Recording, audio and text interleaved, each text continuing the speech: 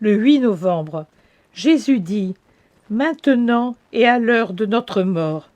Cette invocation fait pendant à « Délivrez-nous du mal ». Vous n'y pensez pas, mais c'est comme ça. Je vous ai donné une mère outre un père, et si vous demandez au Père d'être délivré du mal, n'allez-vous pas dire à votre mère de tenir éloigné la mort, qui est un mal? Mais réfléchissez avec un esprit élevé en Dieu, et demandez avec une intelligence d'enfant de Dieu. Vous ne devez pas tant vous préoccuper du mal et de la mort au sens humain de ces termes que du mal et de la mort au sens surnaturel. Le plus vrai, car vous êtes maintenant revêtus d'un vêtement qui s'enlève. Votre demeure actuelle est une demeure que l'on quitte, mais au-delà de ce jour vous attend un avenir où vous posséderez ce qui est votre part véritable. Et malheur à vous, si, par une volonté perverse, vous choisissez pour vous la part maudite. La mort de l'esprit ne vient pas une seule fois pour l'âme. Elle rôde autour de vous pendant tout votre jour terrestre, car celui qui donne la mort ne laisse pas une minute de tendre des pièges à sa proie.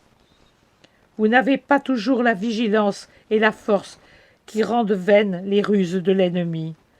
Votre faiblesse vous mène à la torpeur. Vos appétits charnels suscitent des désirs de nourriture dans lesquels vous trouvez la mort. Mais vous avez une mère au ciel, une mère qui voit sur vous le sang de son Fils, et qui, en raison de ce sang, vous aime comme ses propres enfants. Une mère puissante auprès de Dieu par sa triple condition de fille, d'épouse et de mère de Dieu. Maintenant, puisse Marie prier pour votre présent d'être humain, assiégé de tant de dangers.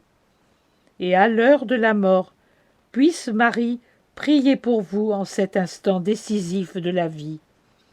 Et à l'heure de la mort, c'est-à-dire quand votre esprit, frappé par le mal, peut périr.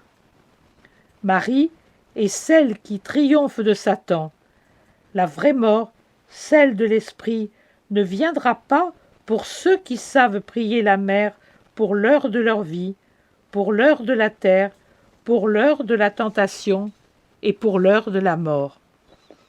Comme à des enfants sous le voile de leur mère, la prière de Marie vous sert de bouclier contre l'ardeur des sens et du démon. Elle vous fait grandir dans le Christ et entrer dans son royaume. Et si le Christ peut faire renaître les morts à la grâce, Marie, si on l'aime vraiment, empêche que la mort ne vous sépare de son Fils.